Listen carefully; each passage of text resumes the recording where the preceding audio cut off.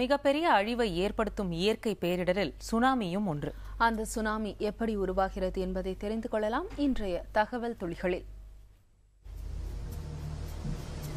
ஜப்பானிய மொழியில் துறைமுக பேரலை என்பதே சுனாமி என அழைக்கப்படுகிறது. இது தமிழில் ஆழி பேரலை என அழைக்கப்படுகிறது. பூமிக்கடியில் பிளேட்டுகள் எனப்படும் நிலத்தட்டுகள் அமைந்துள்ளன. இதன் மீதே ஒவ்வொரு கண்டமும் கடலும் உள்ளது. இதனைத்தான் டெக்டானிக் பிளேட்கள் என புவியியல் நிபுணர்கள் கூறுகின்றனர். இந்த பிளேட்களின் இடம்பெயர்வின் காரணமாக ஒன்றுடன் ஒன்று மோதும் போது நிலநடுக்கம் ஏற்படுகிறது.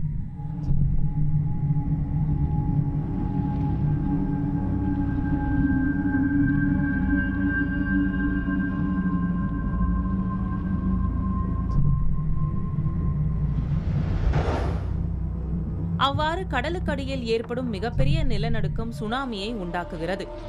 இது மட்டுமல்லாமல் கடலை ஒட்டிய நிலப்பகுதியில் ஏற்படும் நிலநடுக்கத்தாலும் சுனாமி அலைகள் தோன்றுகின்றன.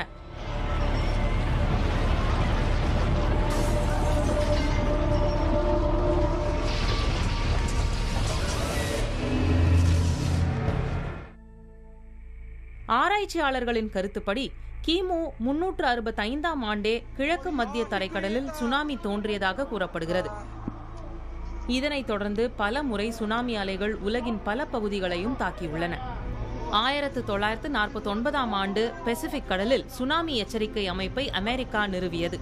அதன் பிறகு பிற நாடுகளுக்கும் சுனாமி எச்சரிக்கையை அனுப்புவதற்காக சர்வதேச சுனாமி எச்சரிக்கை மையம் 1963 ஆண்டு அமைக்கப்பட்டது.